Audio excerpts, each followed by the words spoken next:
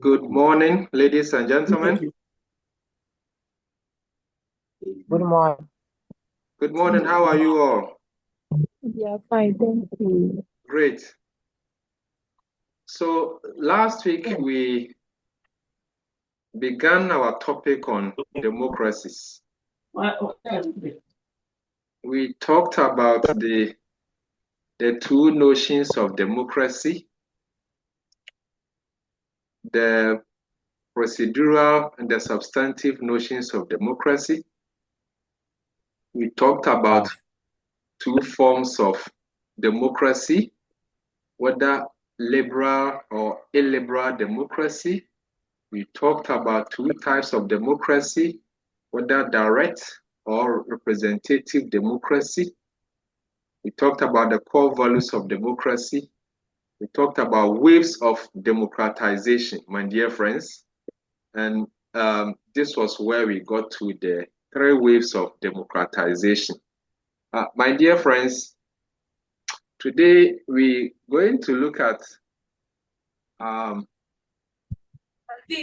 the development of democracy.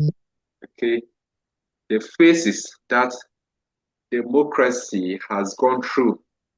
When you see a new democracy today, it didn't just start with that. Like when you see a beautiful young lady or young man, maybe like say you see Peter. Peter was not born like that. Peter was born as a baby, okay? Baby, very fragile. The way we used to carry, you need to carry the baby with what? With tender, loving care. Otherwise, you even break the spinal cord. With time, the baby will learn how to sit. We will support the baby with some pillows. With time, the baby can sit comfortably. They will start to crawl. Then they start to walk bit by bit, okay, with some baby step. Then they can start running, then they are growing. That is how democracy also works. That's the posture it also took, especially during the first wave. Okay, you see the first wave, we mentioned that it was long and then it took what?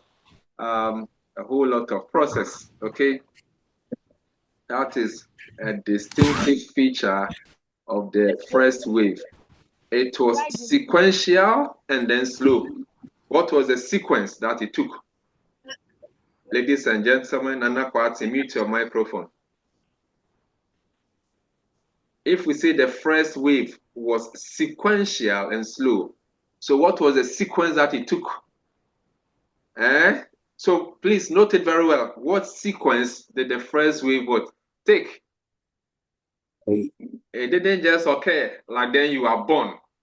So then you are a man, you are a young man. No, you were born like baby.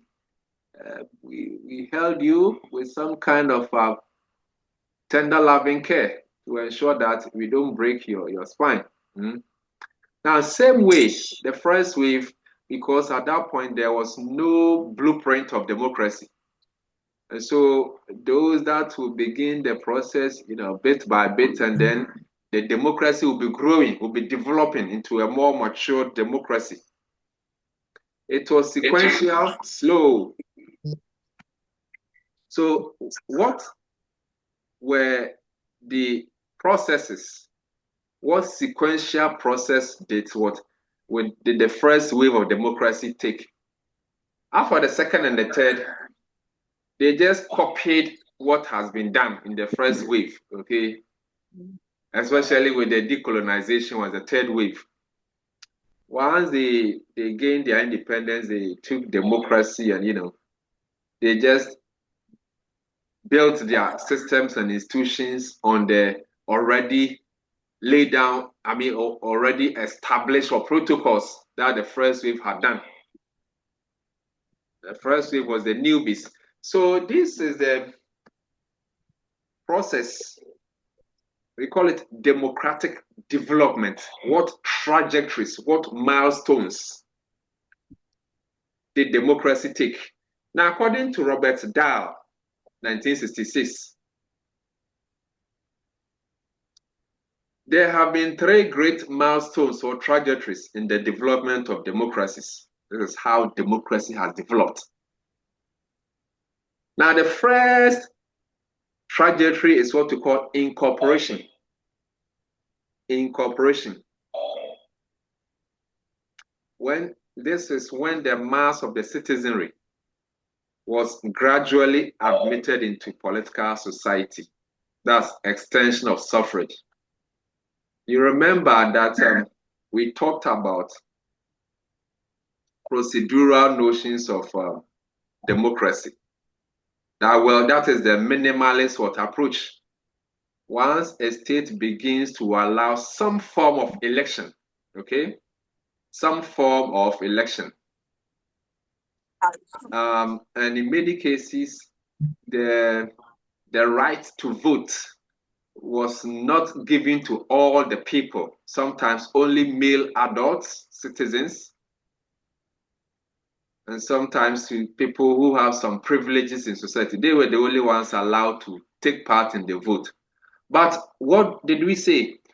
We mentioned that, well, we will give it to those countries as what democracies, albeit they qualify as democracies based on the procedural notions.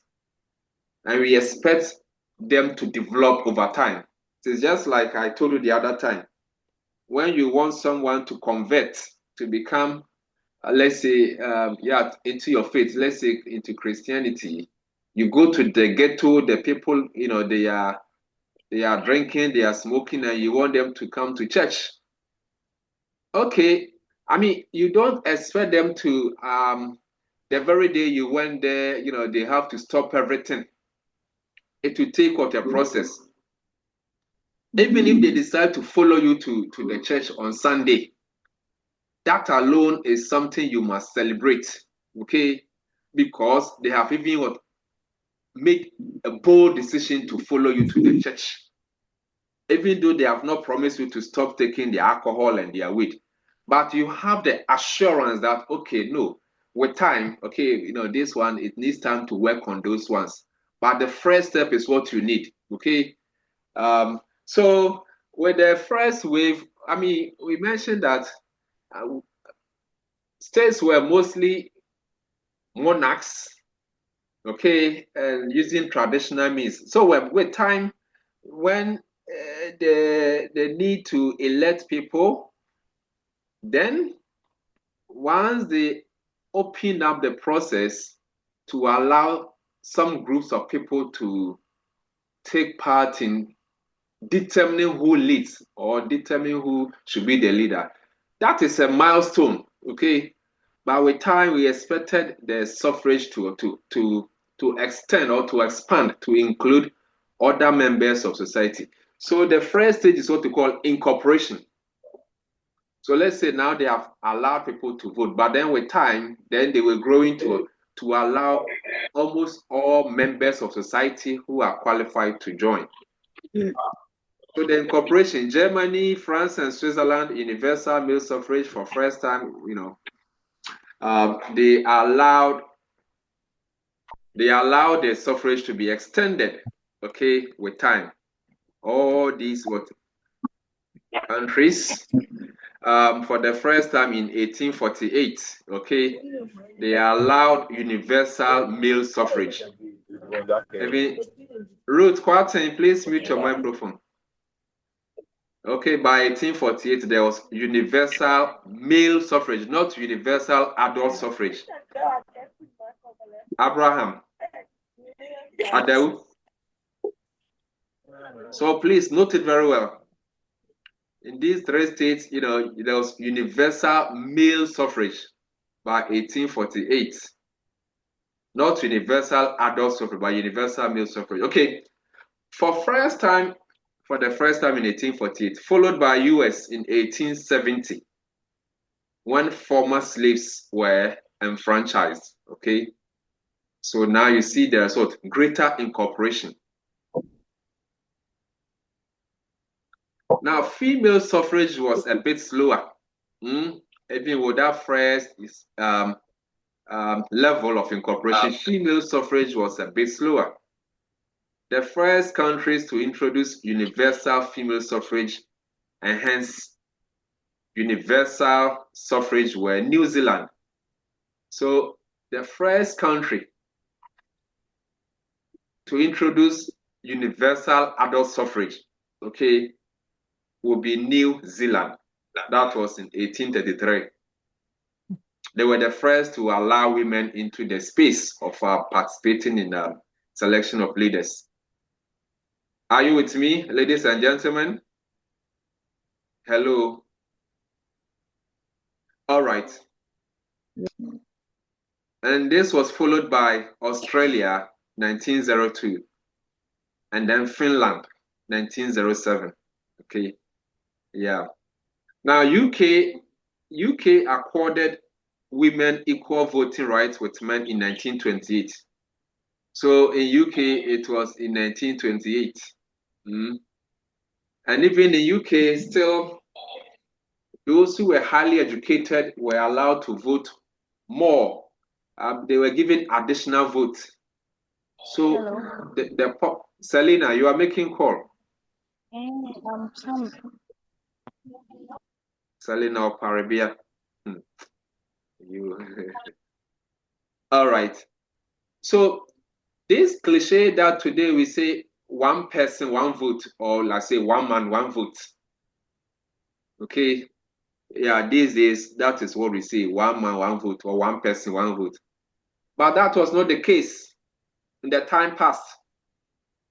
In UK, if you were educated, maybe you could have two votes, whilst the uneducated had one vote, okay, in some constituencies.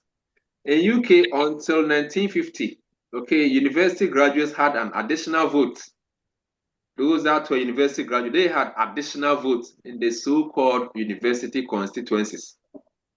So, for example, a typical university constituency, if it were Ghana, would be the Ayawaso West. Okay, Ayawaso West constituency, where you have UG, GIMPA, and the likes. So those who were graduates, okay, were given additional votes, whilst those with no education, or with no university education were allowed just a single word vote. All these were some of the challenges or lacuna in the process. So, my dear friends, that is the first phase, incorporation. Whether or not all men will be allowed, whether or not women will be incorporated, whether or not it will be one person, one vote. That's the first stage, incorporation. Now, the second stage is what we call representation. Obed. Prof. Yes. Prof. Okay, please. So with regards to the female suffrage as well as the universal adult suffrage, was there a specified age requirement for somebody to attain before that person can vote within that constituency? Of course. They all use they have age limitation. Okay. At common law, 21 or 18. Okay. Because we want matured people, matured minds. So even if we say it is universal suffrage, we have some basic criteria. Okay, you should be of sound mind, and then you should be of a particular age. Okay, whether 21 or 18. All right, thank you very much. That of Samuel.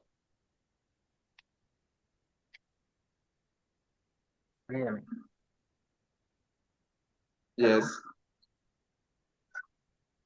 Yes, Hello? Sam. Yes. Please, I'm confused. You see, back in 1100, we were all taught or told that democracy began, you know, starting by, Solomon. is on and stuff. So what kind of way fall down? He exclude out. Sorry.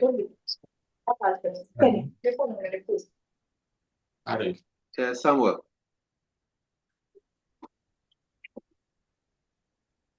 Hello, Please, Sam. am I audible? Am I audible? Yes, please start. I'm saying that Yesterday you came home back in late. level 100, Thought we were all told that democracy.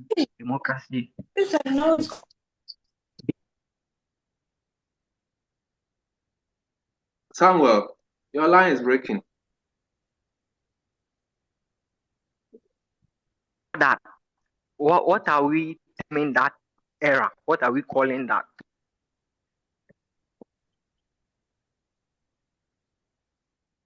Yes, your line was breaking. Start. Praise God.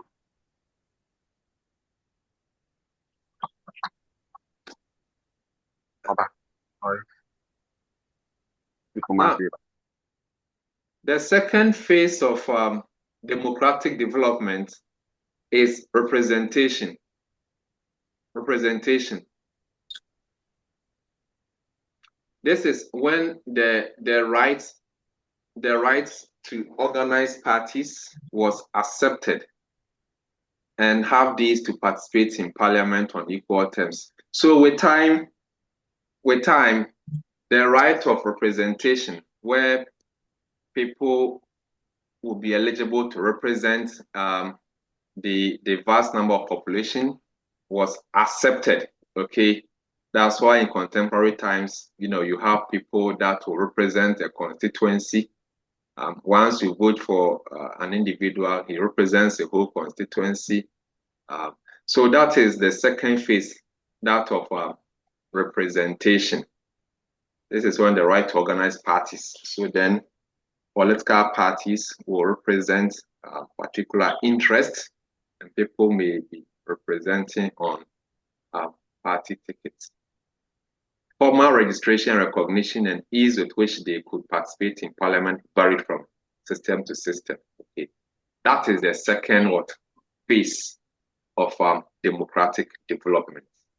So then we are saying that the system is moving from maybe one system to where we have different political parties, okay, where representation will be very well organized. Okay, these shape public opinion and also to educate people, and they might seek their mandate, or they represent the people, or they may sponsor individuals who campaign and then represent particular group of people in the legislative process. Okay, the legislative process. Samuel, are you now okay?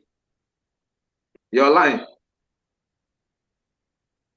So political parties mobilize people, okay, shape public opinion, and then they may be the ticket through which representation is done. And the electoral process, either simple majority or proportional representation. Either way, it leads to people getting what representation. Whether you're using the simple majority, which is the first past the post, or proportional representation, it's all about representing the vast majority of people. Okay, presentation. Unlike the Athenian director of democracy, where it was more of a direct democracy. Now we talk of representation. Okay, all right.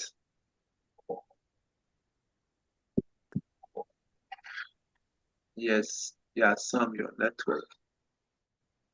Maybe you can type. Sam, you can type. If the network is not good, you can type, okay? Time already. The third stage is organized opposition. This is when citizens want the right to appeal for votes. against the government. Dal here was referring to the stages that were, okay. So the third stage is organized opposition, okay. This was when the citizens, okay, won the right to appeal for votes against the government. So with time, the government became what? Open. They became open and will allow organized opposition, okay? It became what? A well-recognized, process, very well recognized, such that even in some jurisdictions today, the leader of the opposition party has some special place in the governance architecture. Okay, the leader of the opposition is part of our leadership. They are accorded many privileges. Okay, they are accorded with many privileges that are even in the UK. You have for shadow ministers, shadow minister for this, shadow minister, and it is a practice which has come to stay. That is organized opposition. So as democracy, has developed over time, these arrangements are well known. Even here in Ghana, you see the opposition is well recognized by the system, some privileges and, part of leadership of parliament and many other frameworks that are available. So please note these or stages or phases, the milestones democracy has taken. Incorporation, okay, incorporation, when people were admitted into the voting right. Then that of what? Representation, when people will give their rights to what? To other individuals to represent them, where political parties, will be canvassing for people's vote and what have you, okay? That is where J.J. Rousseau will come in, whether or not when people would give themselves representatives, do they still, do they still exist or they cease to exist? Then the third one is organized opposition. Now, these developments in democracy, my dear friends, Robert Dahl was referring to the first what? Wave. To the first wave. The first wave of democratization in which these milestones were passed one by one. It was during this first wave, because there was no framework. That was the initial phase, and then these states were now coming up with how to go about the process. But with the second and third waves, these milestones had been realized already, so it was easier. Yeah.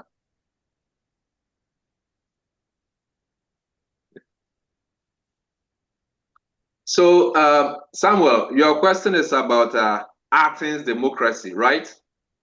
The kind of direct democracy that was being practiced at that time.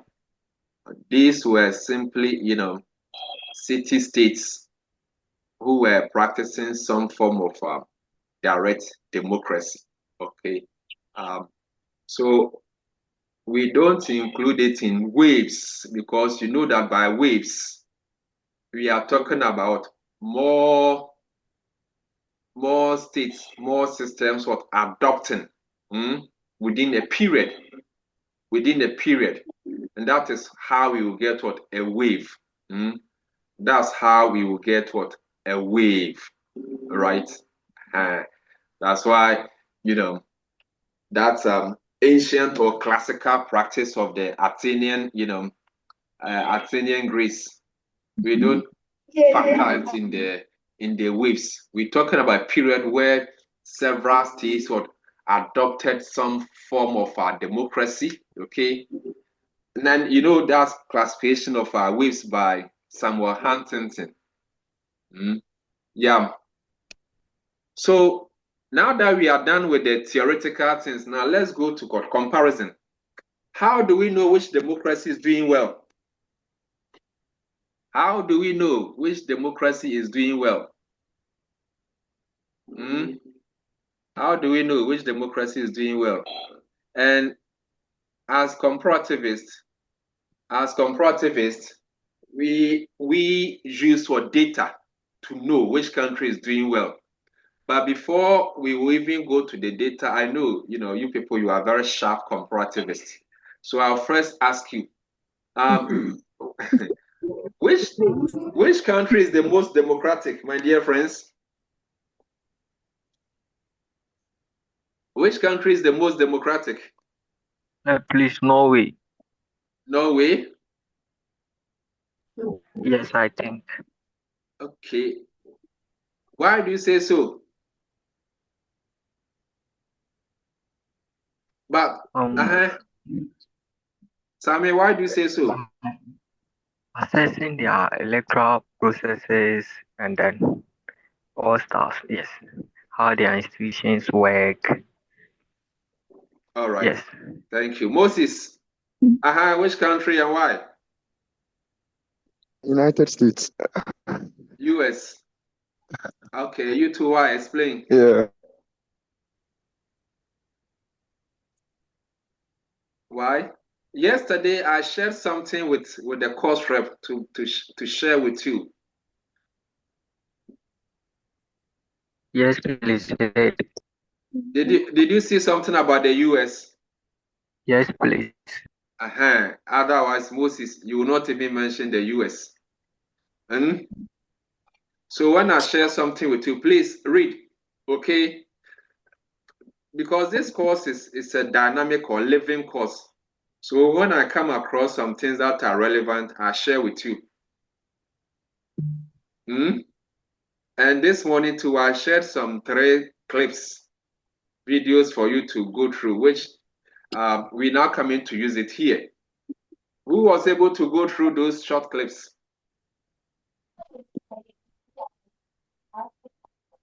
Obed. Okay, Obed, yes, please, what's your answer? Okay, so after watching the video.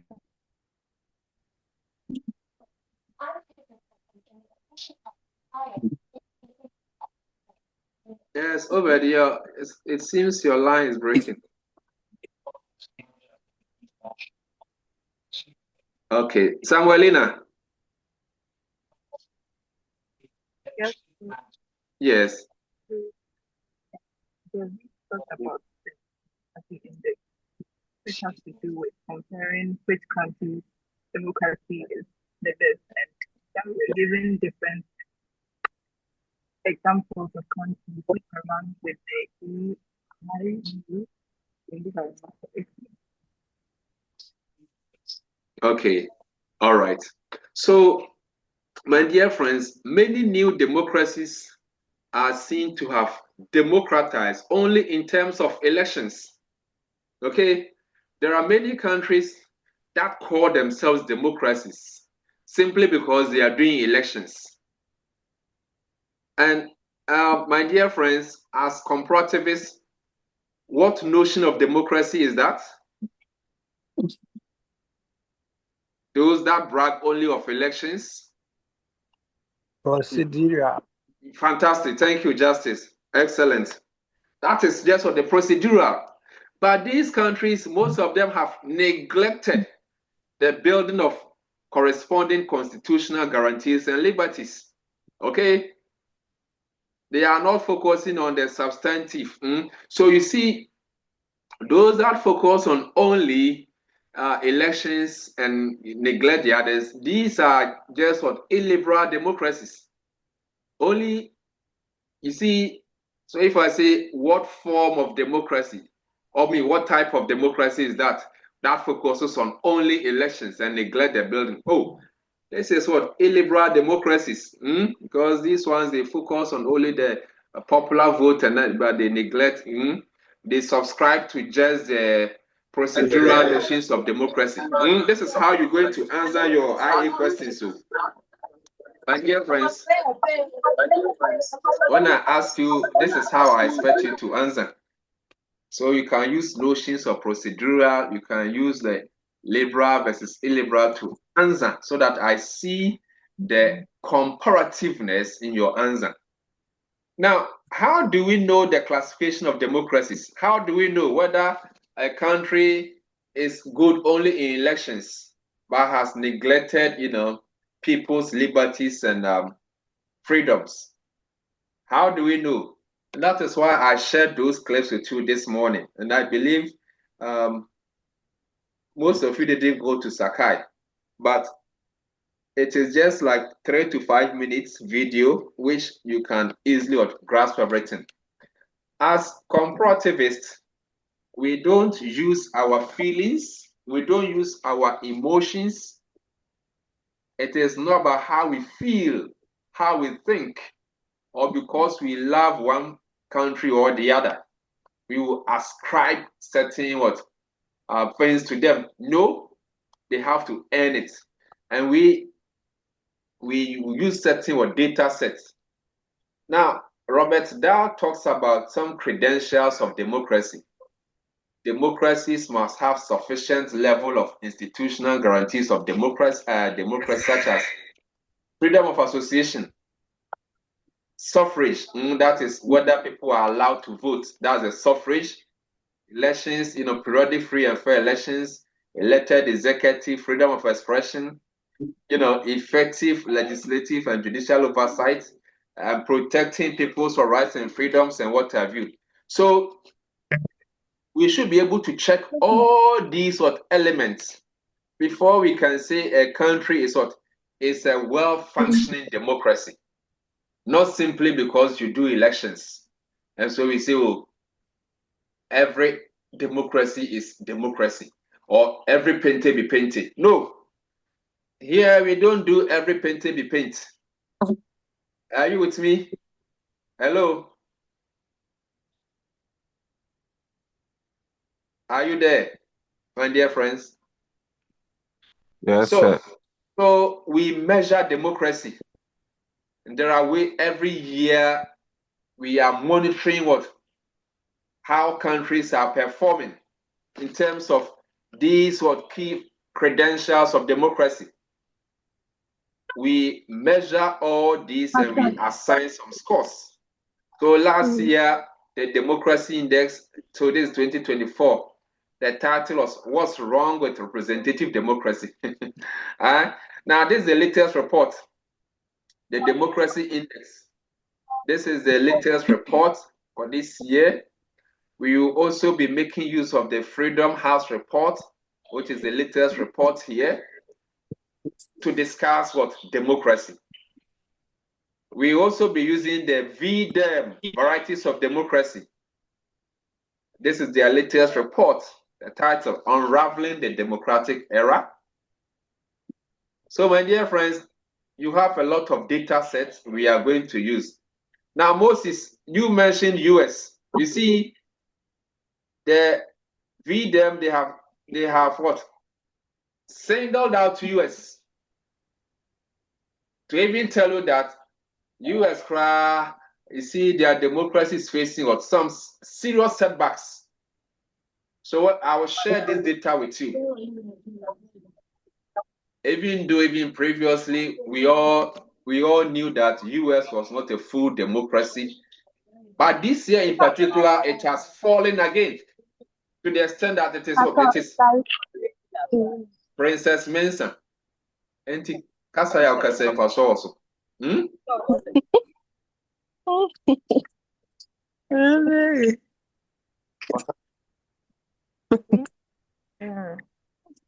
When I am making a very serious point, now also what I okasa. Hey. Now let's say the Kekabi. Let's say the Achoni. It's Jefta. So V-Dem, thank you. Well, we are V-Dem. Yes, that's the varieties of democracy. Okay. V-Dem will tell the democracy crowd. Which aspect of democracy are you talking about? Because there are varieties. Are you talking in terms of elections? in terms of participation, in terms of people's liberties, in terms of equality. So which aspect of democracy are you talking about? So, my dear friends, you're going to learn a lot of things. I will start removing people from the class. So, Robinson, this is your last warning, okay? If I see your microphone, talking again, I'll just remove you from the class, and that is all. I don't know what will happen to you, in our subsequent lectures, whether the system allows you to join or not. That will be your cup of tea. Once I remove and report, I don't know what will happen in your next attempt to join any of the sessions.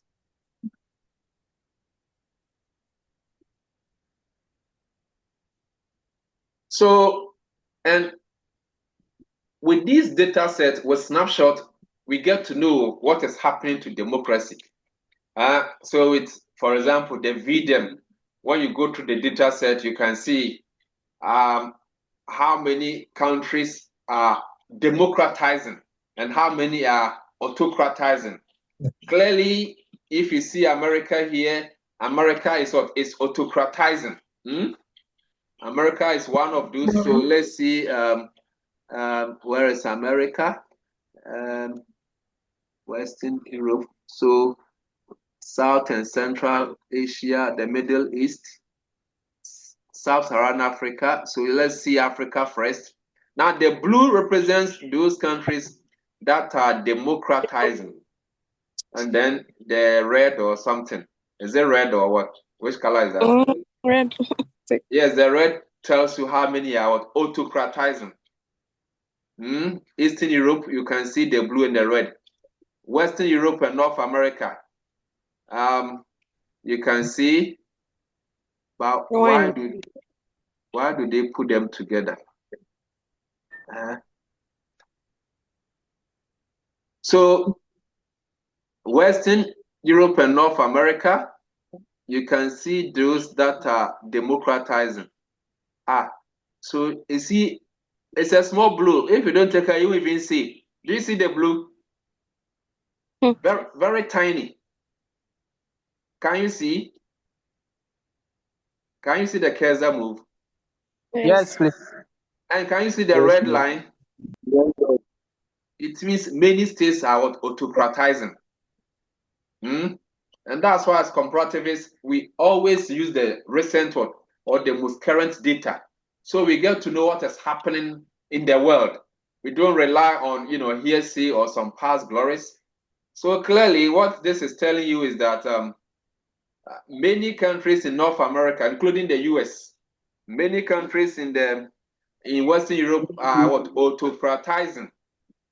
Not that they are authoritarian regimes, but they are showing some tendencies which are authoritarian, but they have not yet moved to authoritarian regimes. That's what it means.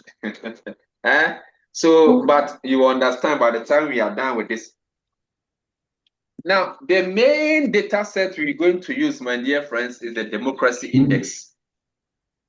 This Democracy Index provides a snapshot of the state of democracy worldwide in 167 independent states and 2 territories. What does this statement mean? Scholars of comparative politics who have studied states. Our last topic was on states. Now here, they are saying that they use 167 independent states and 2 territories. What does this statement mean? What does it suggest? Yes, quickly, and let's go. Samuelina, what does the statement mean? Please, my network is like, please forget to mention which statement you're talking about. Okay, thank you. Justice, what does that statement mean?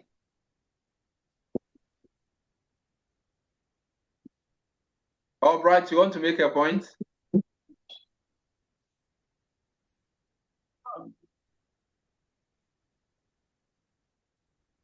So they use 167 independent states So these ones, no controversies about them. They are even what members acceptable by the community of states.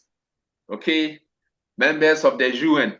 Okay, they are states by the constitutive or theory of statehood, right?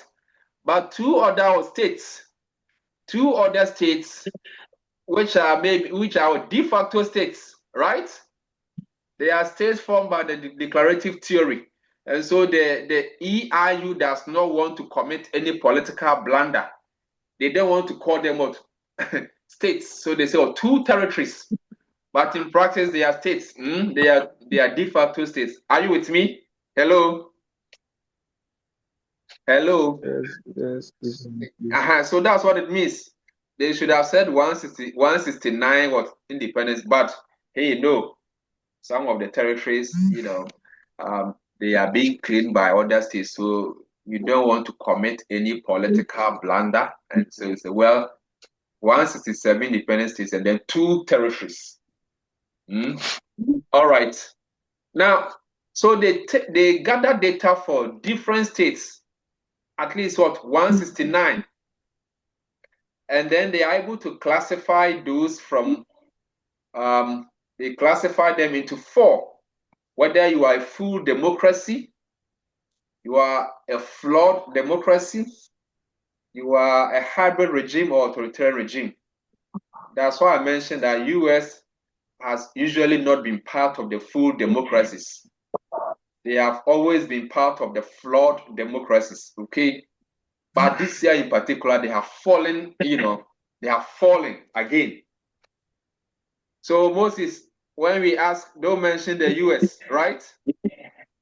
US has not been a full democracy. And we will look at the indicators the EIU uses. The Democracy Index is based on 5 categories: electoral process and pluralism. Okay, so they take data on the electoral processes of countries, whether or not they allow multi-party election. Then also they measure the functioning of government. How is the government functioning? So you see the substantive issues of democracy here. How is the government functioning? They also measure political participation. Are the people allowed to influence policies? Are the people allowed to even protest, demonstrate, and that the state will not use the police or the soldiers to intimidate voters? Like what is happening in the US now. Many demonstrations have been quelled. Then the president, Donald Trump, is using, federal law enforcement agencies to affect minorities in certain regions, okay? And all this, even if the people want to protest and then the state will unleash some force on them, clearly political participation is undermined. We also have political culture as well as civil liberties. When in US, the way the government is functioning these days, many people have been asked to stay home or, compulsory or resign or sacked, and all these affecting the functioning of government and people's liberties. Makafui, Obed. Hello, Prof. Yes. As to the Democracy Index, I think today on BBC, I had a message about the recent leadership transition in the UK, about Sturman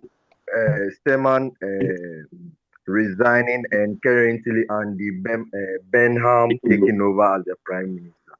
So I've been thinking about the debate surrounding democratic legitimacy in the parliamentary system of now. And I want to know, how does this process reconcile the principle of popular sovereignty? Is it that the people should choose the prime minister, or the king should appoint the prime minister after the resignation of another prime minister? But how is this related to the index that we're talking about? My brother? So please, let's focus on our democracy index. And then when we come to the case study, when we come to UK, right, which is one of the cases we cover in the course of, then we can be talking about this peculiar context. All right, but the democracy index uses five key elements or features, which we gather about what different countries. So we check your electoral process, as I've mentioned, civil liberties, function of government, political participation, and political culture. We gather data about all this. It's just like a student who has come to UG. All the courses you will read, okay, we gather what information about them. At the end of the day, we assign score. For example, Poly 214 that you are reading. When you get A, what is the score you see on your transcript? What score will you see? When you get A, it shows what? 10 above 4.0. It gives you 4, right? When you get it reads what 4. So now with the democracy index, they also assign score to all these 5 variables. All these 5 variables, they assign score. When you do very well, you get a whole score for 10. So electoral process, let's say, oh, your election is what? It's for the blemishes. There's multi-party election. Elections are free, clean, and fair, and what have you. All people, all candidates and parties are given equal access. So let's say you get 10 out of 10. Civil liberties, the people have been given more rights and freedoms, and you will not talk on radio, and then the judge will sentence you to 1 year in prison. As people are talking about this lady who spoke against the president, and then the person is jailed. Okay, is it 1 year or how many years? Is that how many years? 1 year. So then people will be reading meaning into civil liberties. This what civil matter, and then custodial sentence, even that 12 months. Clearly, it may have somewhat impact in next year, Ghana's ranking because of some of these when we are able to cumulate all the various kind of arrest, prosecution, and then imprisonment with regards to free speech and these things. Okay. Yes. Now we gather information about all this, and if you do well, you get 10. If you don't do well, then you are given a respective mark. So the democracy index is a weighted average based on the answers of 60 questions, each one with either 2 or 3 permitted answers. So these 5 variables, there are 60 questions, but the 60 questions, each of them is on one of these variables. So let's say electoral process, we ask 12 different questions, but all the questions are trying to answer the question whether or not the electoral process is clean and fair. We also ask about 12 different questions about people's liberties. Are people free to criticize the government? A, strongly agree. B, agree. C, neutral. People who criticize the government, are they penalized for demonstrating a dissenting view?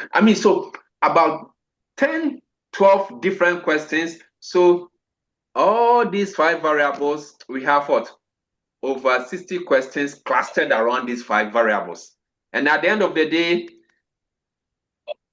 because each of them will weigh over 10, we take the weighted average. Okay, so if we take the weighted average and then we assign a score of 0 to 10, just like upon graduation we do a final grade point average. We put all the things together, and what is the highest GPA anyone can get? What's the highest GPA? 4.0. 4.0, okay, 4.0. So here too, the highest point a country can get is 10, but it is on a scale of what? 0 to 10. But if you get 10, that means what? Your democracy is top notch. Very fantastic for democracy, like a student getting 4.0. So the higher your score, the better it is.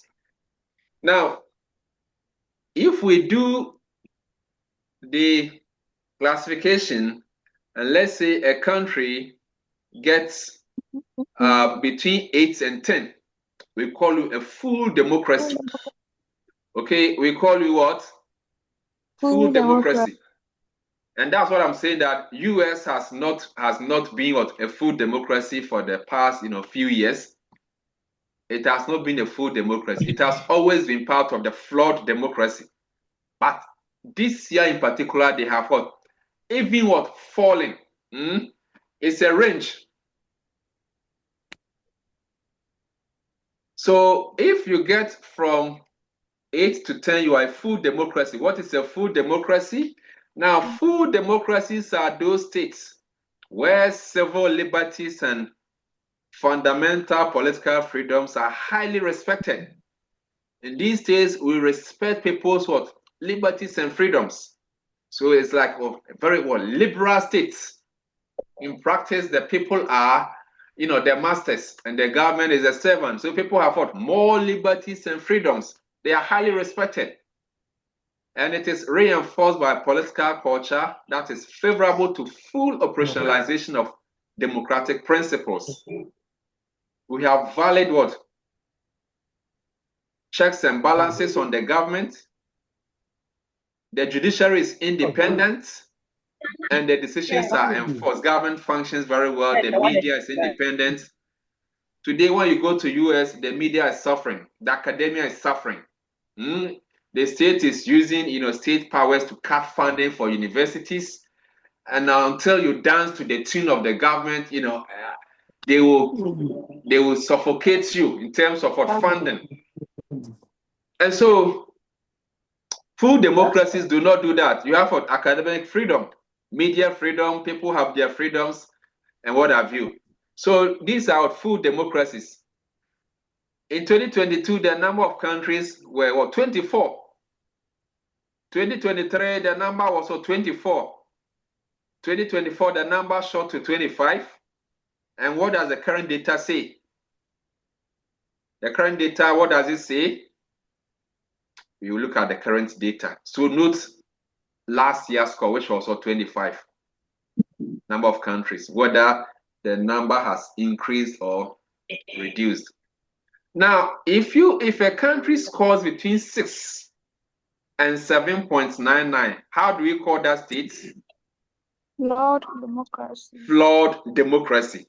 So it's like democracy, but there are some flaws. There are some flaws in that word democracy. Now, flawed democracies, these are states where elections are free and fair, and basic civil liberties are honored. So, well, in terms of free and fair elections, fine. Basic liberties are enhanced, but they have what? Issues. Example, media freedom, infringement and minor suppression of political opposition and critics. So these are flawed democracies. Like when you come to Ghana, well, elections are free and fair. Our people have their basic liberties, but when it comes to media freedom, that one cry. Sometimes when we check which media house doesn't support the government, we can use some strategies to close you down. Okay, we will take you offline. We will take your frequency and we say, well, like what happened previously and sometimes what is happening currently. These things do happen. Sometimes members of the opposition are giving some kind of knockout. You are giving some treatments which that clearly is because the person is not part of the government. That's why they are facing that. But that notwithstanding, overall, it's a functional democracy, except that there are some few things which are not rounded well. minor suppression of political opposition, like if you are say Obama, you say something and then you put something on social media, they come and arrest you. If you are this, you say something, then they come and arrest you because of, well, that is, these are hallmarks of flawed democracies. These states have significant faults in other democratic aspects. Their political culture is not properly developed. Low level of participation in politics and the function of governance, it also has what issues. Corruption, kakra, poor, in terms of the substantive, they are not also doing much well. Those are flawed democracies. And in 2022, we had about 48 countries that were within this brackets. 2023, the number shot to 50. Then 2024, it was 46. What is the current data? Now, if a country scored 4 to 5.99, we call it hybrid regime.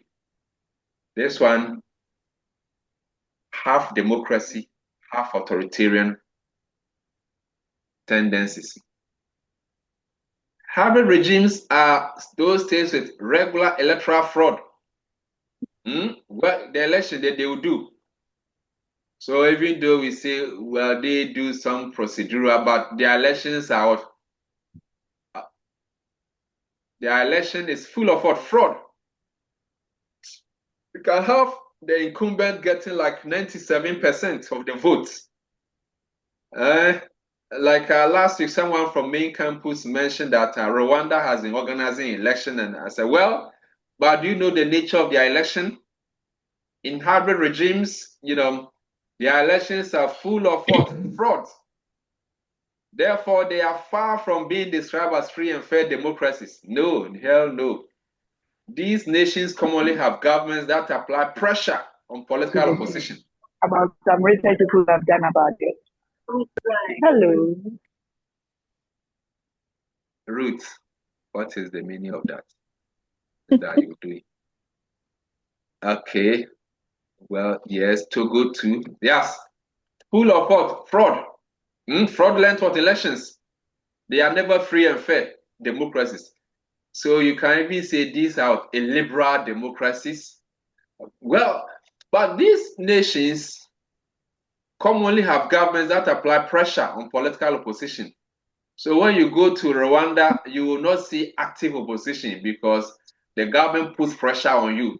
So most have fled into exile, and they feel that they cannot wrestle power with the government in power. So if they add a bit of the fraud and then couple with the fact that better opposition figures have fled the country, clearly you have the same person winning all the time. Now, the judiciary is not independent in these systems. Corruption is very widespread. Harassment and pressure on the media. Sometimes you only have one state media. Private media is not giving much space to operate. The rule of law has anemia. When we say anemic rule of law, there is no rule of law. The people who are not part of the government process, who are not part of the government, are given some brute treatment. We don't have a system where we say, the constitution is the supreme. No. Rule of law is applied in a way that is a respecter of persons. And then there is underdeveloped political culture. Political participation is very low. The function of government is also not in good shape. These are hybrid regimes.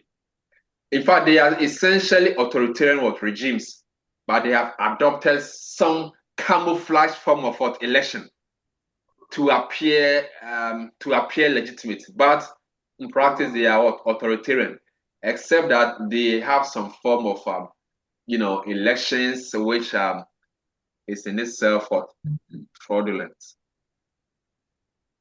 In 2022, the number of countries were 36.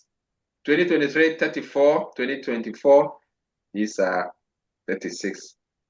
Now we have authoritarian regimes. So when we do the score and then you get 0 to 3.99, you are classified as authoritarian regime.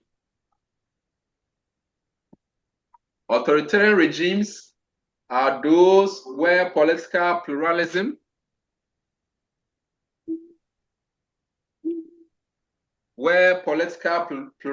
is non-existent or severely limited. So in this regime, sometimes there is no pluralism, sometimes no elections at all.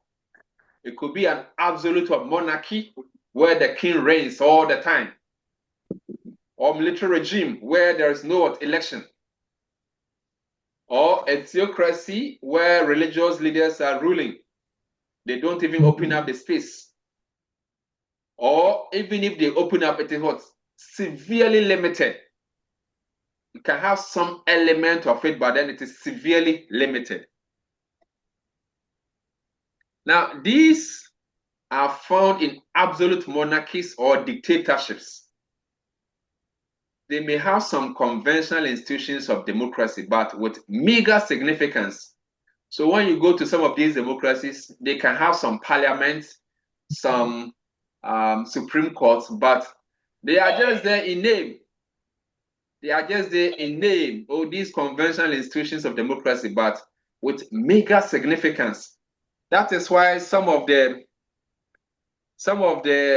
authoritarian regimes can get a score of up to 3.0, or some can get 3.5, 3.6, or even 2.1.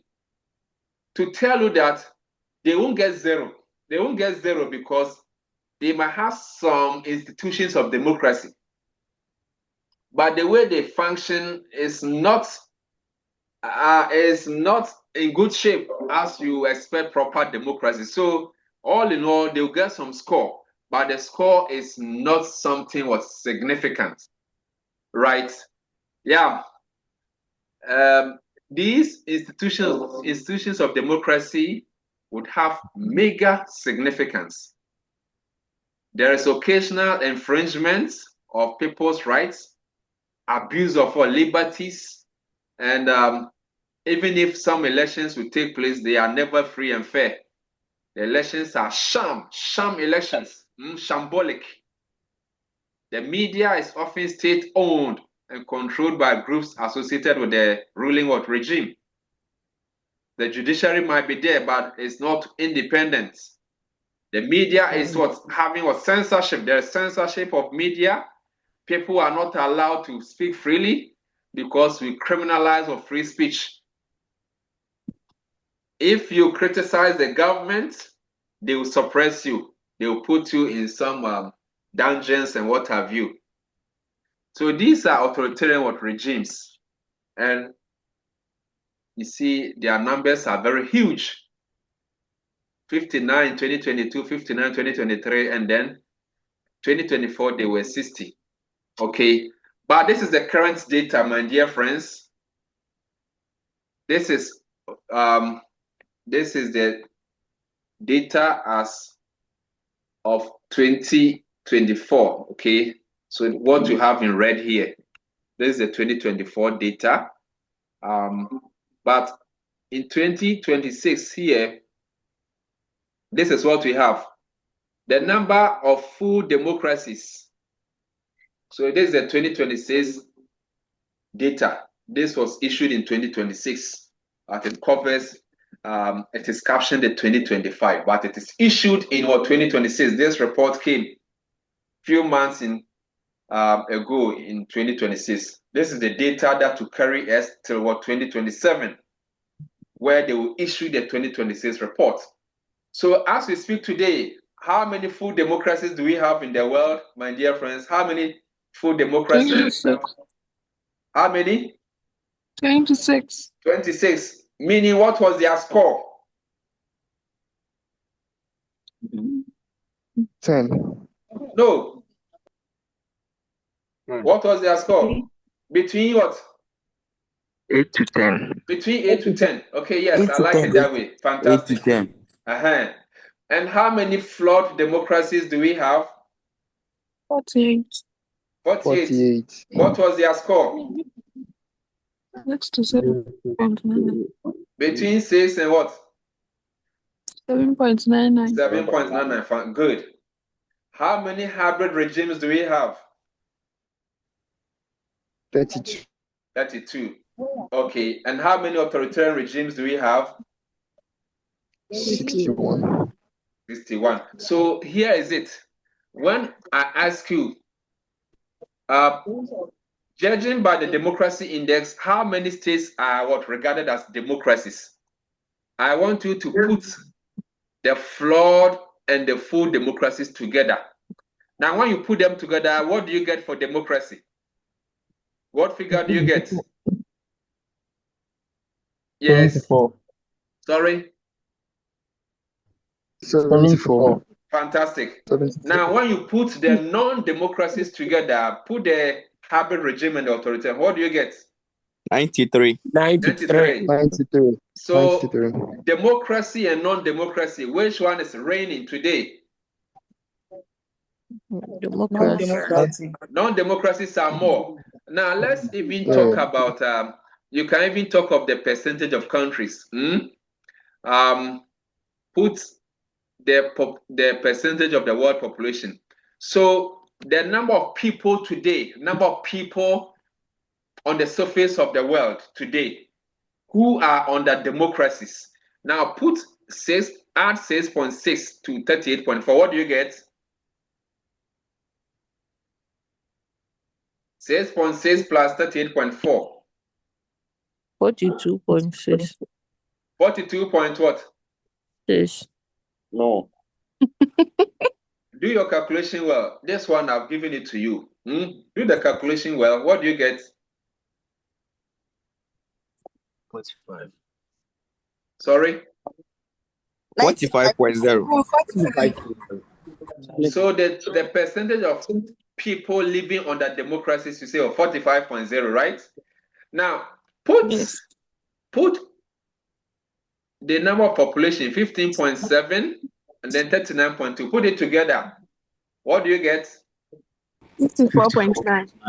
So over 54.5 people in the living in the world today live under some form of non-democracy. All right. Now, the latest report, the EIU Democracy Index, shows that after 8 years of declining scores, 2025 marks a stabilization. That suggests an end to the democracy recession that has been underway. So for the past 7 years, democracy has been reducing. But this year, there seems to be a stabilization. And you ask, stabilization, that's why I made you do the calculation. Yeah. One glaring exception is the US. So we have singled out US. You see, this is the Democracy Index. It has singled out which country? The US. The US. Now let's go back to the V-Dem also. Look at the varieties of democracy report. It singles out which country? US. Yes. US. When you check the US. cover page, you see US. US. Now, the EIU Democracy Index also singles out US. One glaring exception. Now, even though we see that democracy is stabilizing, but US is an exception. Here, democracy has deteriorated since Donald Trump's inauguration in January 2025. However, in the world -1, oh, Charlie, so in the world -1, and that's it. Which country is the -1? US. Yes. Since there was a general improvement, -1, many regions have seen the end of democracy decline. So all those countries where democracy was declining, this year they showed whether somewhat stabilization or what improvement, except, well, maybe the US. So many countries showed what? greater improvements. Gabon, Bolivia, Canada, Sri Lanka, Argentina, whilst some also showed somewhat deteriorations. But these are the top performers. Norway ranking what first? Norway ranking first. Well, in 2024 too, they were first. New Zealand ranking what second? Previously, they were also second. Denmark ranking what third? Previously, they were what seventh. So this is what the first thing. So when we ask, which country do you think is the most democratic? Moses, which country? Norway. Norway. Norway. Okay, good. So this was the score of Norway, 9.8, right? 9.81, followed by New Zealand, 9.6, Denmark, 9.58, and in that order. These are the worst performers. Well, so all these are what? How do we classify these kind of regimes? How do you call them? Authoritarian. Authoritarian regimes, because if you got from what 0 to 3.99, you are authoritarian regime. But even with that, some are more authoritarian than the others. Okay, Yes. that is true, right? Yes. Some are more authoritarian than the others, depending on the score you get. Now, Ghana got 6.24 last year. How do you classify Ghana? Flawed democracy. Flawed democracy. Flawed democracy. Okay. Now, Cape Verde got 6.792 in the current score. In the latest report, Cape Verde, 7.9. How do you classify Cape Verde? Flawed democracy. Flawed democracy. So if they continue to do well, maybe next year they may cross the 8th line. Let's say next year Cape Verde will get like 8.01. How will you classify Cape Verde? Full democracy. Full democracy. Okay. So last year Ghana was 6.24. This year it improved towards 6.54, right? So that's why we say that this year many countries were improved, -1. And what was that -1? US. Even Ghana has improved. Well, so this is a cross-time analysis. And you will see why we said that for the past 7 years, countries have been reducing. Take the situation of Ghana. So Ghana is what I have highlighted. Let's start from 2015. You see, we said that for the past 7 years, democracy has been reducing. Let's even use the case of Ghana. 2015, Ghana was 6.86, right? Are you with me? Hello? Perfect. Yes, we are with you. Yes, sir, we are with you. So 2015, Ghana had a score of 6.86. What was the score in 2016? 6.75. What was the score in 2017? 6.69. 6.69. What was the score in 2018? 6.63. 2019? 6.63. 2020? 6.50.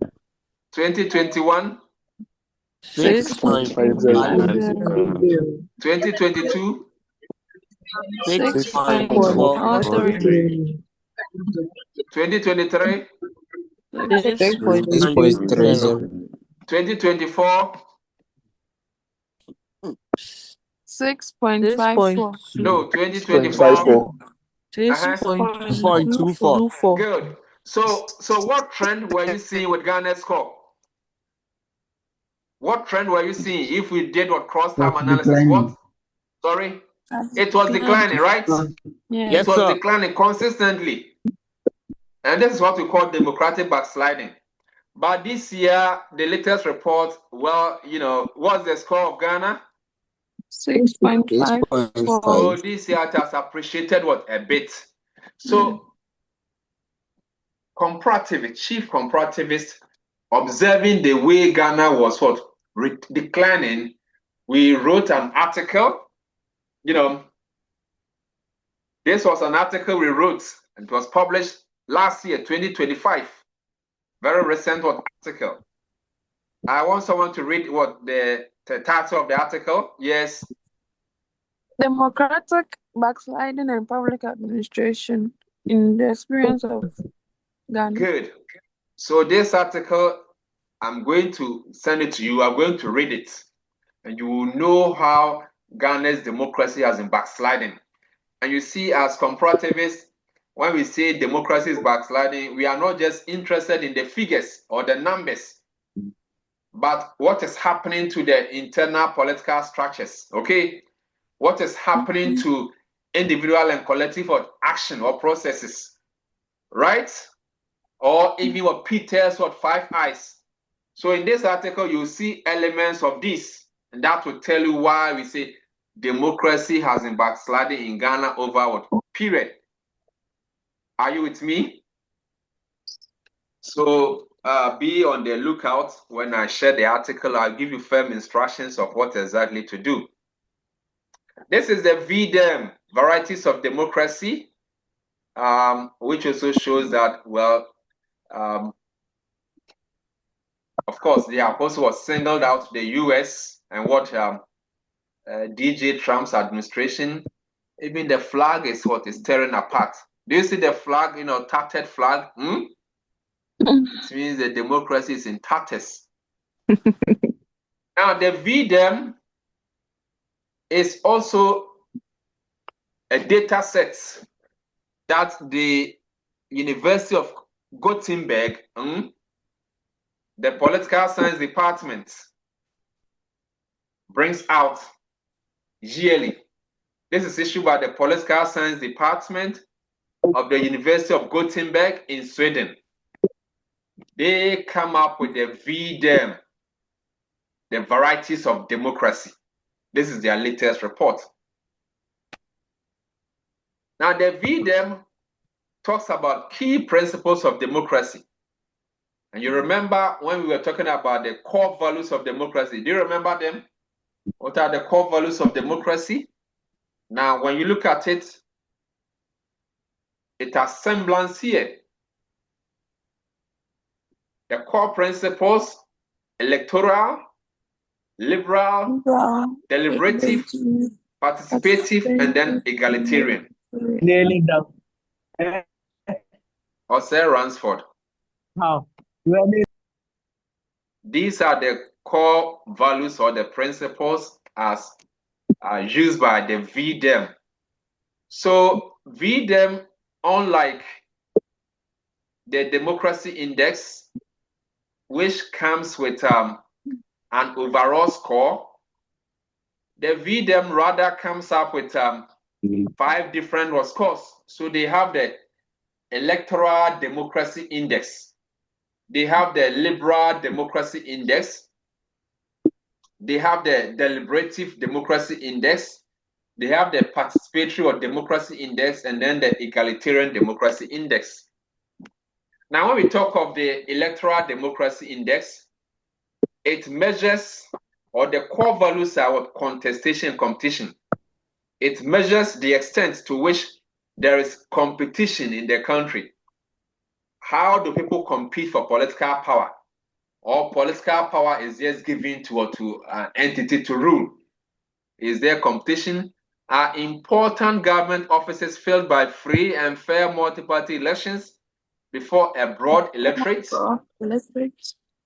So that is what the Electoral Democracy Index measures. And they have an index for the countries that they involve. So if you want to check the whole wide world, which country has what the most free and fair elections, then you resort to the Electoral Democracy Index. Now, by the liberal democracy, it answers the question, is power constrained and are individual rights guaranteed? So you remember when we were talking about liberal democracy versus illiberal democracy, right? We mentioned that with liberal democracy, the scope of the states or the scope of the executive is limited we have pruned the government and we are giving more powers to the people in the form of our human rights and liberties. So with the Liberal Democracy Index, we ask, are the people giving more human rights? So it measures human rights. Is government power constrained and are individual rights are guaranteed? Do people have an individual liberty? Are they protected against the tyranny of their government or against state repression? That is the Liberal Democracy Index. We also have the Deliberative Democracy Index. This answers questions such as, are political decisions the product of public deliberation based on reasoned and rational justification? If the government wants to come up with a policy, do they allow for broad-based discussion for people to share their views on the issues at stake before it is passed, like this public tribunal bill? The way it was rushed through, it may defeat the purpose of the Deliberative for Democracy Index or purposes, where the public, various groups in society are allowed to present their memorandum and what have you. We have the Participatory Democracy Index. Do citizens participate in political decision making? And people are allowed to even demonstrate freely, okay, that their rights are not curtailed. Egalitarian what? Democracy Index measures equality. Are all citizens equally empowered to use their political rights? What is the extent of inequality in the country? Are minority people allowed to also freely express themselves or to engage in some opportunities in the system? Or we come and then we sack all MPP and allow only NDC to operate? Or we check your color before we allow you certain things? So that is the Egalitarian Democracy Index, the extent to which even minorities are allowed in certain kind of privileges which other members are enjoying. So that is that for the various or core values that the V-Dem uses.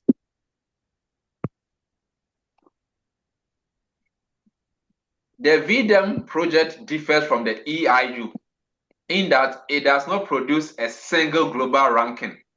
Okay, as I've said already, doesn't produce a single global ranking based on a 10-point or score. Instead, it reports several democracy indices based on a scale from 0 to 1. So it will measure Liberal Democracy Index, Electoral Democracy Index, Participatory Democracy Index, Deliberative Democracy Index, and then Egalitarian Democracy Index. That is why the name is called Varieties. Hello, are you there? Hello? That is why its name is called Varieties of Democracy, V-Dem.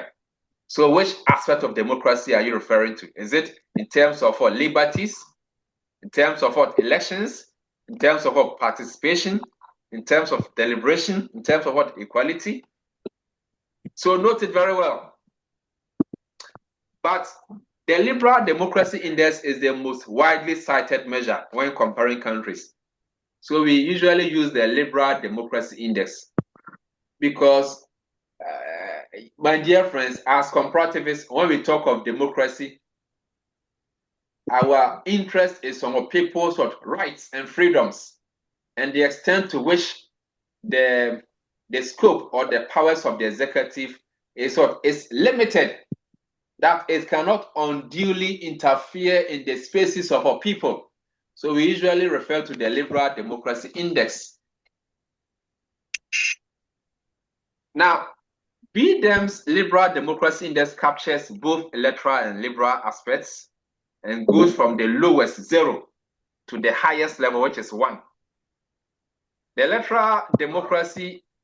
electoral component is measured by the Electoral Democracy Index and captures elements such as the quality of elections, individual rights, as well as freedoms of expression, the media, and association. The liberal components checks the liberal aspects, including checks and balances on the executive, respect for civil liberties, rule of law, and independence of the legislature. All right. Now, when you do snapshot of the V-Dem, it argues that the world has 92 autocracies and 87 democracies at the end of 2025. So, now, the democracy index, what figures did you get?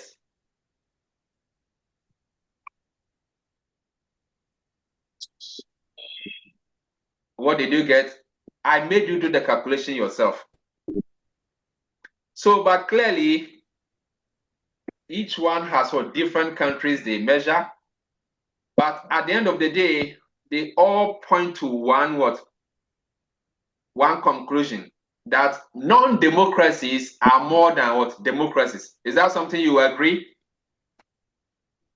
Hello? Do you agree? The non-democracies are more than what democracies. With the democracy index, the democracies were around what 74, 75, right? Whilst the non-democracies were what over 90. Clearly, non-democracies were more than the democratic or states. Now, the V-Dem is also saying the same thing. The autocracies or the non-democracies are what, over 90, whilst the democracies are what, less than 90. Nearly 3 out of 4 of the world population live in autocracies. 3 out of 4, if you take 4 people, 3 live in what? Non-democracies.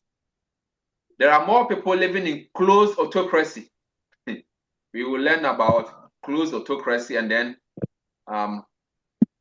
electoral autocracies.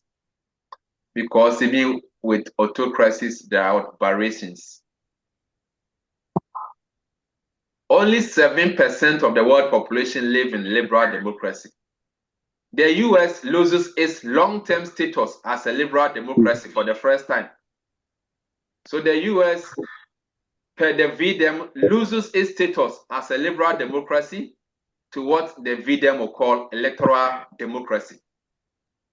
So that's why they singled out the US.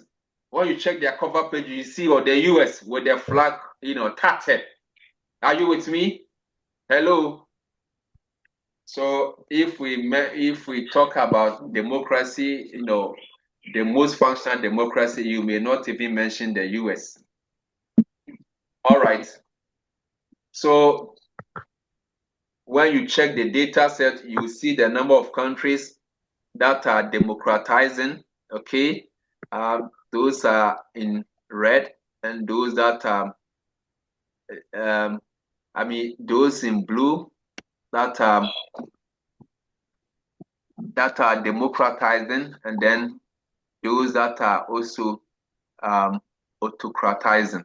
You can see them as demonstrated in the colors. You could see the first wave, the second wave, and then the third wave. Now, scholars have argued that we are in the third wave of reversal, third wave of democratic or reversal. That is what third wave of autocratization. Right. Now, the V-Dem comes up with what we call regimes of the world. After they do their classification, they have what we call regimes of the world. So, my dear friends, when you take the democracy index, into how many do they classify states? The democracy index, how many? Democracy index, into how many do they classify states? Hello? Yes, the democracy index, into how many do they classify states? 167. No. into how many do they classify states? 5. No. 4. 4. And what are they mentioned the four? Full democracy, Full hybrid democracy, regime, authoritarian. broad democracy, hybrid regime, and Okay. authoritarian regime. So what I expect from you, my dear friends, is to know the scheme, then the number of the types of regimes, and then the scale. Okay, the scale. Now, when you come to the V-Dem, they also classify regimes. We call it what? They call it regimes of the world. But they also classify them into how many? Into 4, right? 4 important what? Regime types. But it has not been what? Easy, because many countries, hold de jure multi-party elections. Well, so in law, their constitutions will say that they do what? Multi-party election. In some country, elections ensure that political rulers are at least accountable to the people, whereas in some others, elections are just what? Window dressing. It's just a facade. It's a sham. So regime types need to be distinguished based on the de facto implementation of democratic institutions and processes. So, my dear friends, here is the twist. There are many countries today, even in those that are called authoritarian regimes. When you go there, they have institutions of democracy. They have constitutions that will say, oh, they will do periodic elections. They have, they have judiciary, they have parliament, and what have you. So by law, these institutions prevail. But in practice, to what extent are they implemented? Okay, to what extent are these provisions or these institutional provisions or arrangements given effect in practice? That is what we call de facto implementation.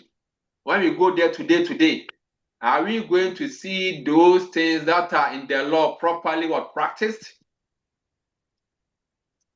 Now, so when we check the de jure multi-party institutions as established by their laws, when we analyze them with the practical enforcement or implementation, we are able to classify regimes into 4.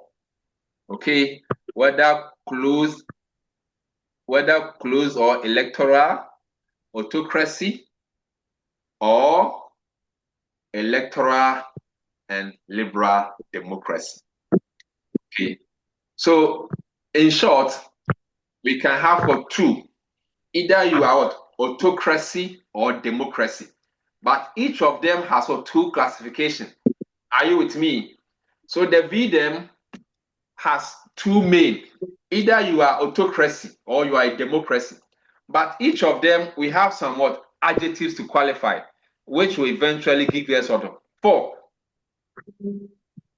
So with the autocracy, we have closed autocracy and then electoral autocracy.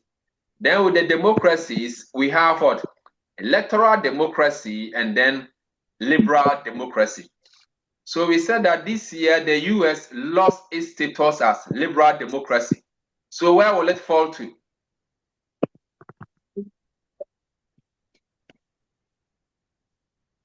If you lose your status as a liberal democracy, where will you now fall to?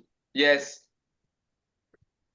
Yes, where does the US fall to after losing its status as liberal democracy? So it's like a continuum, right? It's like a continuum. When you lose your status, you fall to the next available flight. And when you do well, you can also improve. So here is it.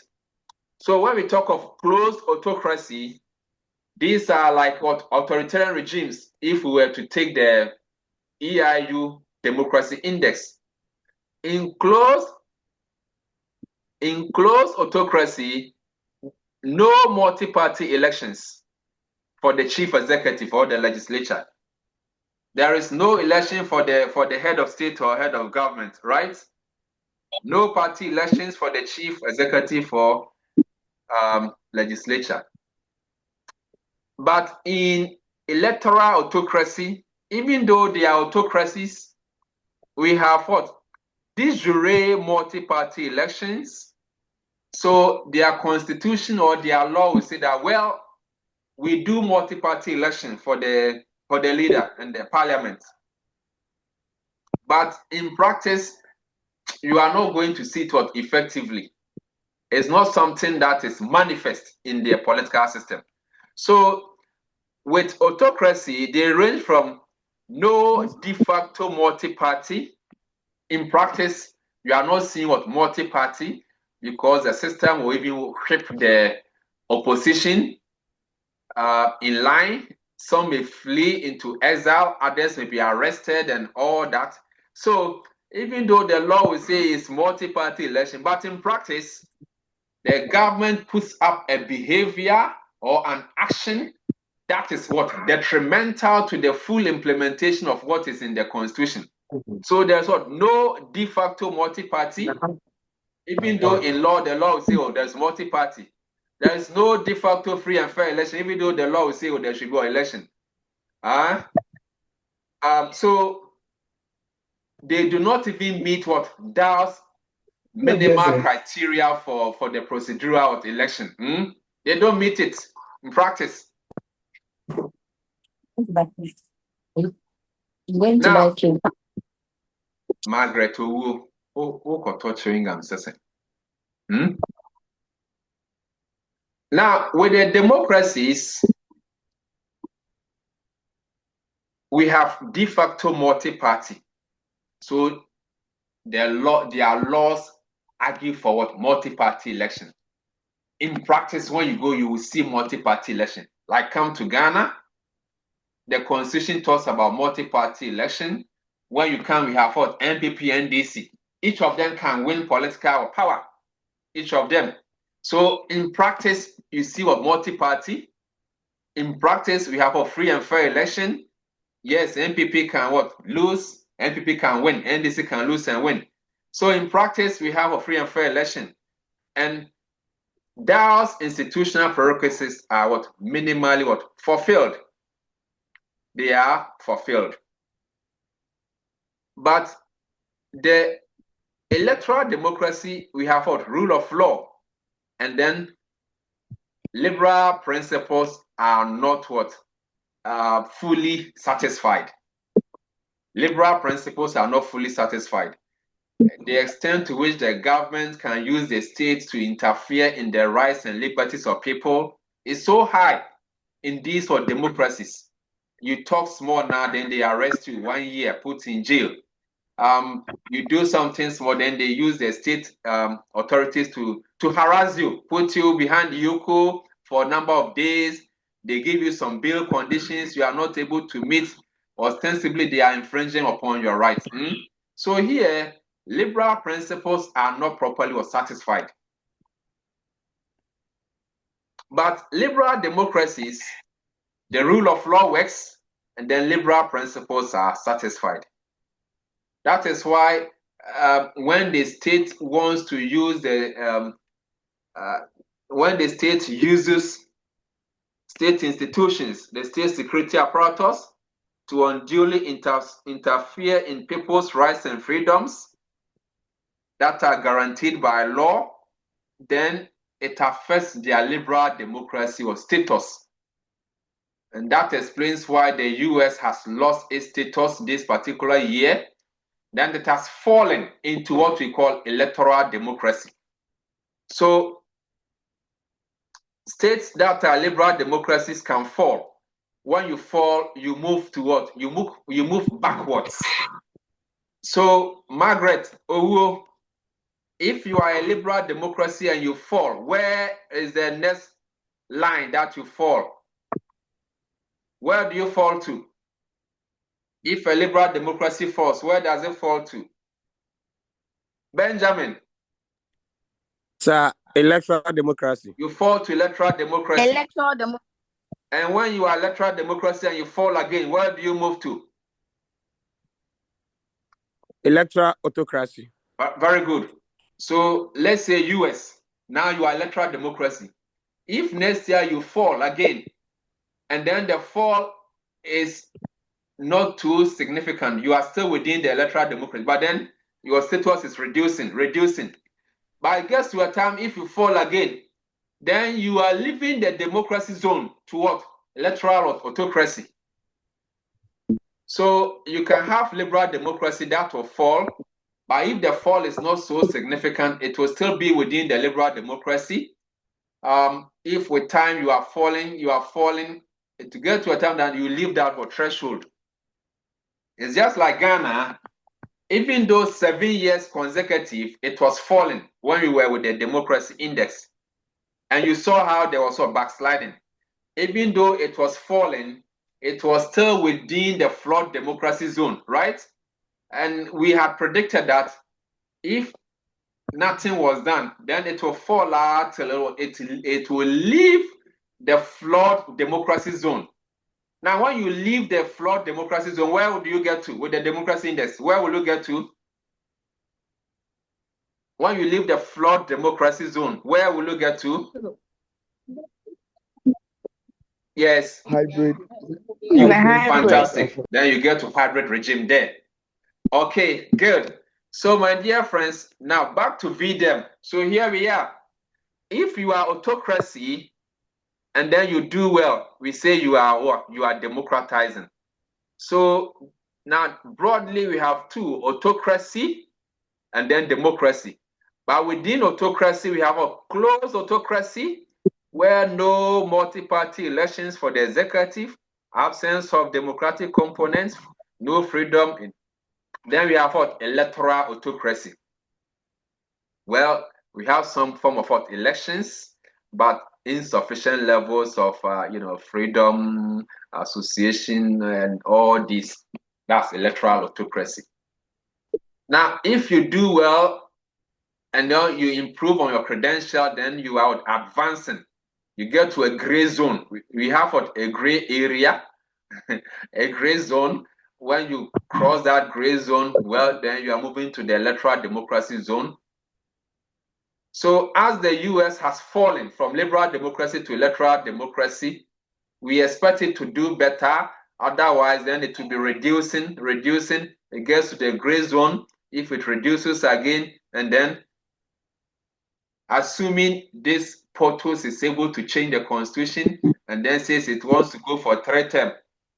Hey, 3rd term for US power. Then it will be what? It will be autocratizing. So this one that the US has fallen. Now look at this red zone down here. Can you see my cursor? Can you see the cursor here? Hello? Yes, sir. So when you are moving towards your left, now look at this arrow. You see where the arrow is pointing? Can you see the arrow where it is pointing? Right? Do you see the arrow here, here? Can you see? Yes, now please. it means that when you are moving towards your left, we say you are in the process of autocratization. Hello? Hi. So when you are moving towards your left, we say you are what? You are doing what? Autocratization. Fantastic. Autocratization. Now, can you also see my cursor up here? The blue color. Can you see it? Yes, sir. You see where the arrow is moving.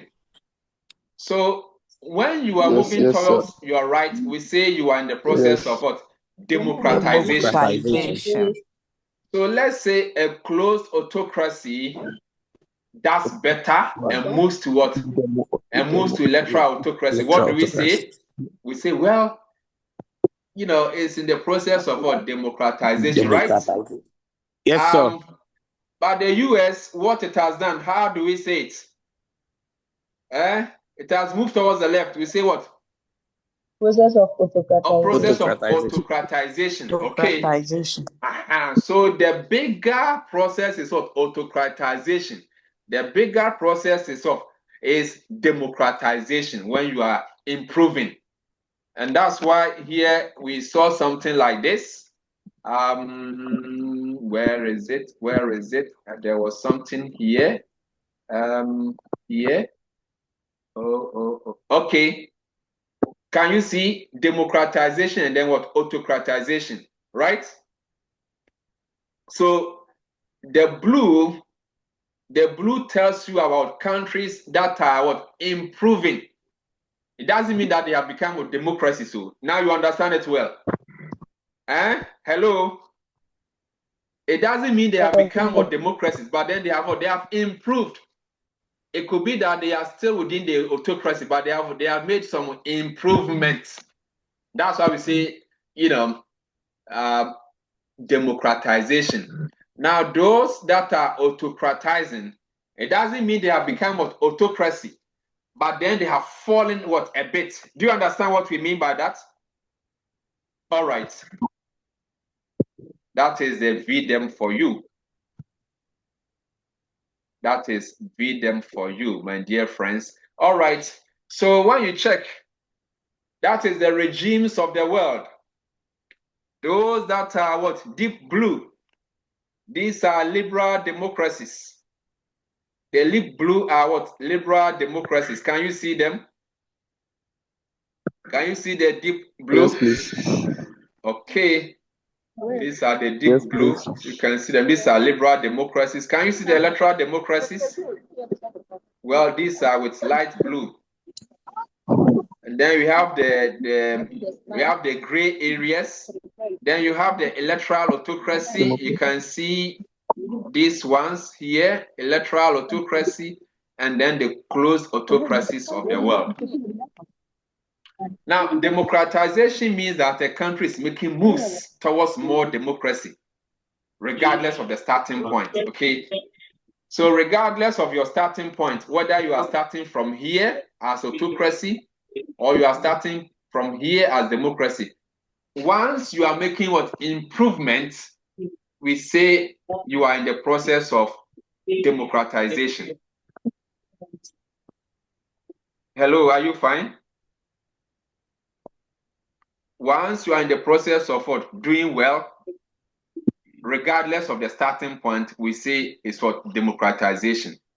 However, when the country is making moves towards what? Autocracy. I mean, when you are what? Making move towards autocracy, regardless of your starting point, we say that is autocratization. Fantastic. Now, but there are somewhat key or technical terms depending on where you are at the moment. Okay? Depending on where you are.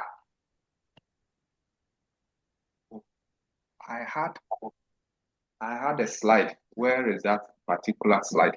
Now, democratization can start in an autocracy. Okay? Democratization can start in an autocracy. Then we say it is what? Liberalization. So this one, when a closed autocracy is improving and then it gets into electoral autocracy, now it is what? It's opening up. It is liberalizing. That's the term we use. That's a more specific term. We say, it is liberalizing. Okay, because so democratization can start in an autocracy, then that is what? Liberalization. Because the system is so closed, so it is now opening up to allow some form of maybe competition, people's rights. So it is liberalization. Or when it is a democracy and then it is democratizing, we say it is a deepening democracy. Let's say it is an electoral democracy, and then it is improving to become liberal democracy. Then we say, this country is what is deepening its democracy. So when it starts within a democracy already, we say it is what? Deepening democracy. But if it begins from autocracy, then it is what? Liberalization. Then inversely, autocratization in a democracy, like America, which has fallen from liberal democracy to electoral democracy, we say it is what? It is backsliding. Are you with me?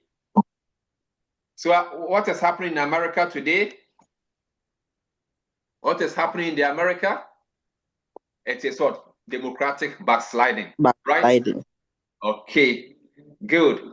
Now, when the same thing happens in autocracy, you are what? Electoral autocracy, and then you have declined. And you have declined to close autocracy. Or you are a closed autocracy, but then you have fallen again. We call it regression. Regression. That's what regression. Good. So, my dear friends, that is the varieties of democracy. I will share the data set with you and then the report. We also have the last data set called Freedom in the World, Freedom House Report. Now, Freedom in the World 2026 evaluates the state of freedom in 195 countries and 13 territories. What does it mean? What does that statement mean? 195 countries and 13 territories. What does it mean? Yes, right. Hello.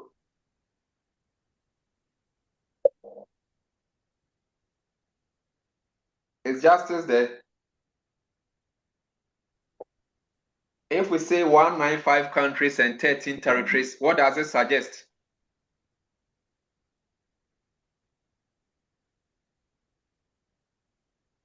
Are the people there?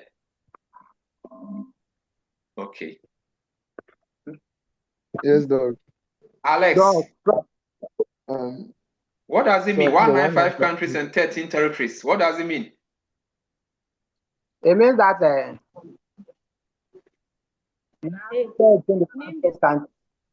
what does the 13 mean? Are they towns or what? The 13, are they towns or what? Or they are villages? That de facto states. These are de facto states. Okay. All right, Moses. Yes, you want to add up? Yes. So, that's what I wanted to say, but you just gave it. Okay. I thought you were coming to add something. So they are de facto states, or they are states. No, please. They are states formed by the declarative theory, right? The declarative theory of statehood. Okay. Fantastic. Yes. Now, each country and territory is assigned between 0 and 4 points for an aggregate score.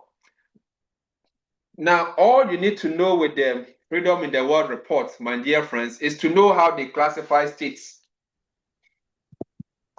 The Freedom in the World report classifies states into 3. Whether you are free, you are not free, or you are partly free. So this one, it measures freedom in the world. And once we talk of freedom, we are talking about human rights and liberties. So they examine across all the globe. And you know that liberal democracy is all about freedoms, liberties. And that's why we talk of the scope of the executive limited and more rights and freedom given to people. So freedom in the world measures the extent to which people are free in the world. And by free in the world, then it's measured on liberal democracy. Do you agree? Hello? Hello? Hi.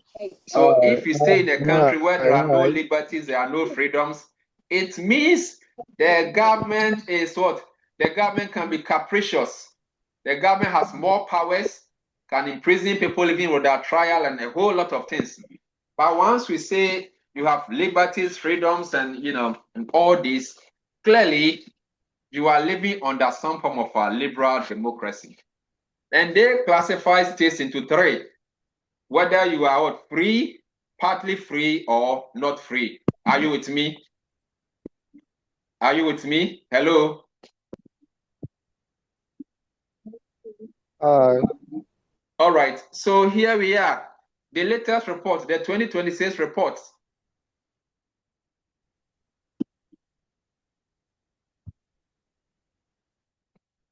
This is the latest report here as we have it. Not free, 24%, partly free, 30%. Now put the partly free and not free together. What do you get?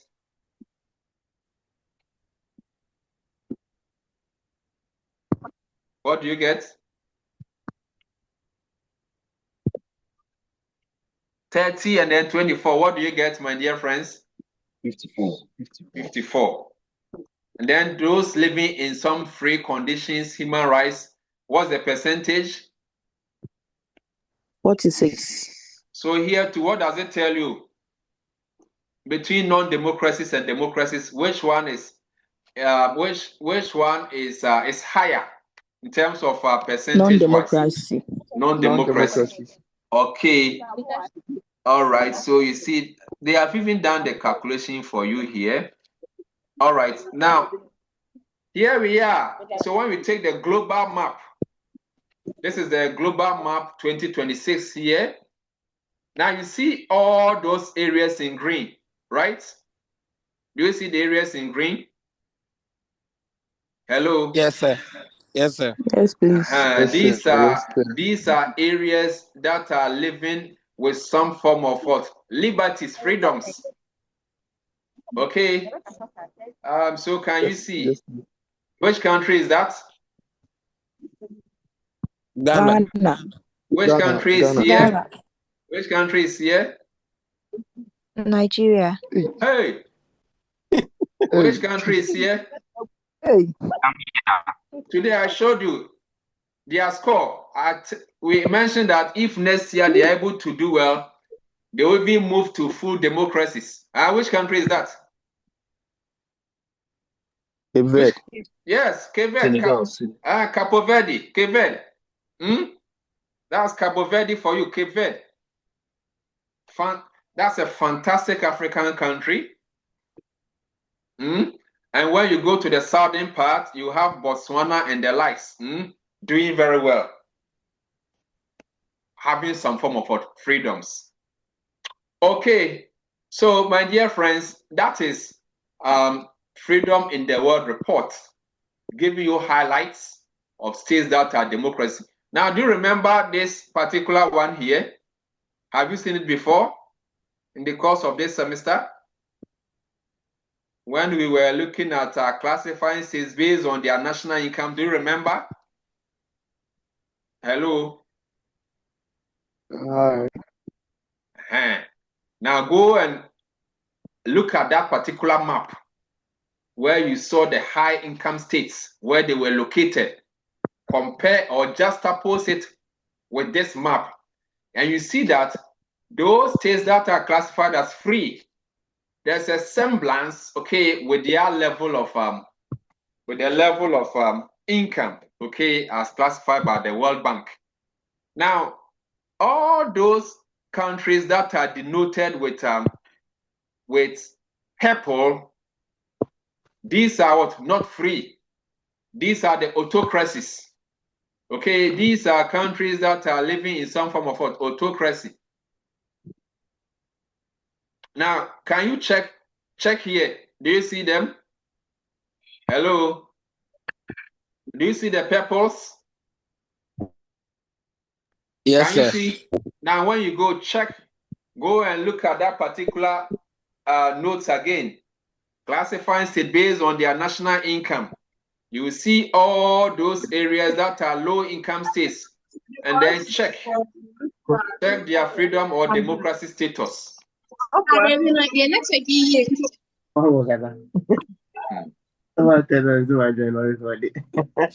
So those that are denoted with yellow, these are partly free. Okay, these are like the hybrid regimes.